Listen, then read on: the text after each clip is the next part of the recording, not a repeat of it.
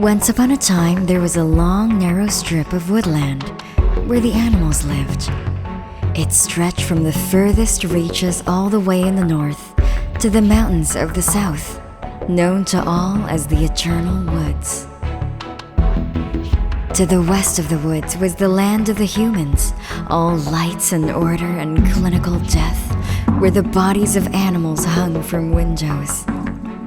To the east was the dark forest, where terror lurked behind every corner, and blood-curdling screams came every night, the death wail of a creature caught in the open, mauled to death by wolves. And in that wood lived a little werepup. There she lived, all alone. She had never known her parents, nor her past. From the time she first became self-aware, she had found herself in the shade of the largest tree, left to fend for herself and chart her own path. Her body was strong, and her hind legs were long. She naturally walked on 2 feet, the province of the all-dominating human. Yet, her snout was long, and her fur was thick, the mark of the terrifying wolf. And she belonged to neither. From the time she first started to wander, she'd noticed that she was different from the other little creatures that wandered the forest. She was bigger, stronger, faster, and the other creatures were tiny, weak, and afraid. Wherever she went in the woods, the creatures gave her a wide berth, hiding behind trees or in branches or in their little burrows, the glint of their eyes telling her that they were always watching her every move. To them, she was a predator. To her, she was alone. She looked for somewhere to belong. She wandered the edges of the dark forest, looking for wolf packs that might accept her as one of their own. But the moment they saw her standing on her back legs, they growled and slunk into the shadows, turning her away, a promise of hostile retaliation accompanying her trek into their territory. She even tried to learn the language of the humans, the mysterious ordered utterances that they used to communicate.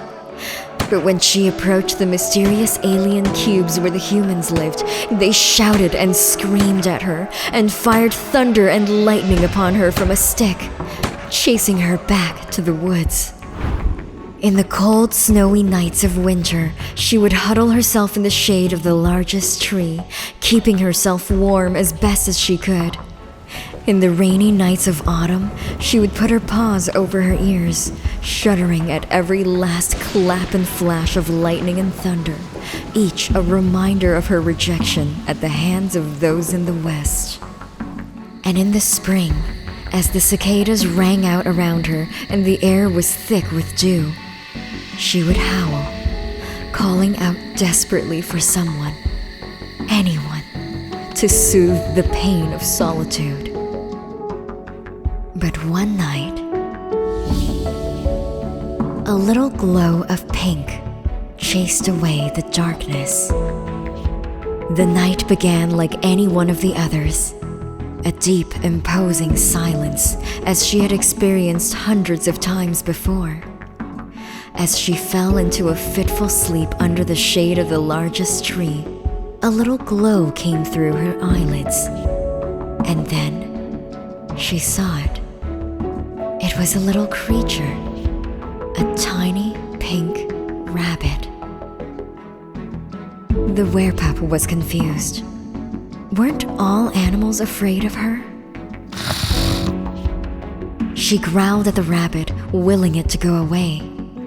Maybe the rabbit hadn't seen her in the shade, but it would run soon enough, just like the others.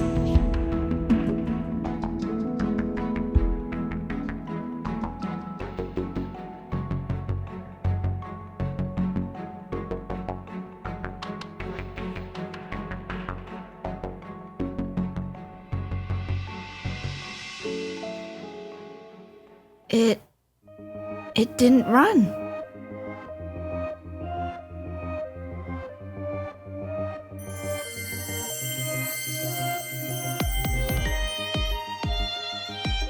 It's warm. Is this what it's like to have company? To have friends? What is this light?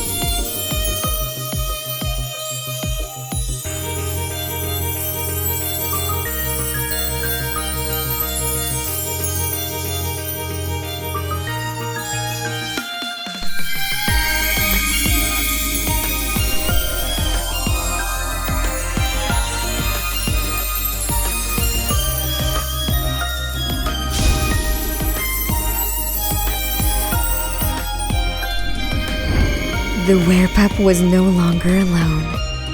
A little pink rabbit had led the charge, and she was now friends with the creatures of the eternal woods.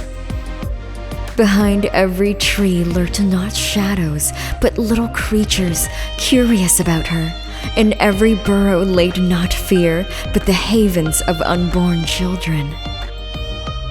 The animals showed her their world with their light, but more importantly, they showed her friendship.